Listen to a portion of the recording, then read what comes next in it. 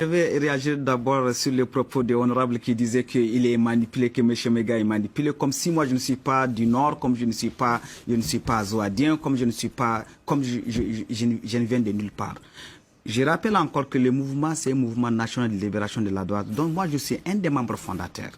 Je rappelle encore que nous n'avons jamais eu de collaboration avec les terroristes. Seulement, le Mali a envoyé les terroristes pour venir empêcher notre indépendance. Et ça, monsieur Honorable ne peut pas me démentir, parce qu'ils sont en collaboration directe avec les terroristes, même aujourd'hui. Même aujourd'hui où je vous parle. Ensuite, je vais vous dire le désarmement. Sur Kidal, s'il vous plaît. Sur Kidal, je vais vous dire une chose. Moi, je ne parle pas de Kidal, je parle de l'Azawad. Et l'Azawad, c'est 8... Oui, mais Kidal est problématique aujourd'hui. On parle d'une reconstruction de l'armée malienne. On dit que la France, en tout cas, affirme que le Mali a retrouvé sa souveraineté. Or, aujourd'hui, l'armée malienne ne peut pas entrer à Kidal. Donc, le Mali n'a pas vraiment retrouvé sa souveraineté. Pourquoi vous n'acceptez pas que l'armée malienne notre problème aujourd'hui, nous, quand on avait pris les armes, on les avait pris pour chercher notre indépendance. Mais on ne veut pas accepter qu'on jette la poudre dans les yeux des gens pour leur dire qu'il n'y a pas de problème et qu'après c'est les terroristes qui vont prendre le terrain sur nous. On ne va pas l'accepter. On a bien compris ça. Est-ce que vous êtes prêt à ce que l'armée malienne entre à Kidal? On n'est pas prêt. Tant qu'on ne rencontre pas le gouvernement malien, tant qu'il n'y a pas un accord cadre entre nous et le gouvernement malien, on considère qu'on est en état de belligérance avec l'État malien. On ne va pas accepter l'armée malienne sur le terrain.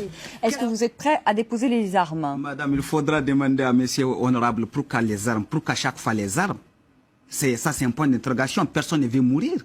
Pourquoi chaque fois il y a rébellion au nord du Mali? C'est parce qu'il y a quelque chose qui ne va pas. Et lui, il le sait.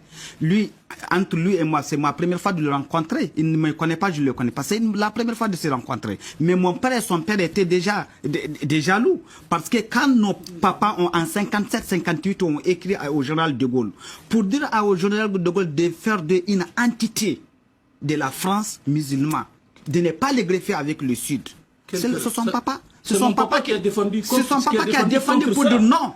Son papa, et nos papas, j'ai la lettre aujourd'hui qu'ils ont écrit et les signataires. Ouais. Tous les représentants du Nord ont écrit.